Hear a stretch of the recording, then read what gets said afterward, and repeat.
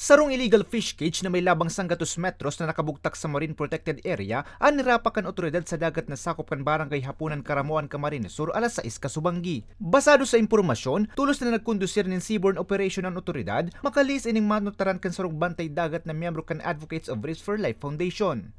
From one of the Coral Reefs Foundation headed by Kelly Martin, conducted operation along the seawater of Barangay Hapunan, Karamuan, Camarines Sur, kung saan po tabi sir na-discover kang samuyang team during the operation na iga pong naka-install na illegal fish cage sa Marine Protected Area na wherein po pinagbabawal po sa tuyang batas ng Republic Act 8580. Dugang panidurado, padagos panidang pinagsususog ang tagsadiri kan fish cage na posibleng maatubang sa kasong pagbalgar sa Republic Act No. 8550 o ang Philippine Fisheries Code of 1998. Kaya po kita, dyan po sa mga nagkukuyan po mga illegal fisher sa pong mga kahimanwa, magabat-gabat po ang sa inyong kakaharapon po kaya na penalidad. Pwede sa nga po, depende po yan sa violation, kung anong seksyon pa ng violating do.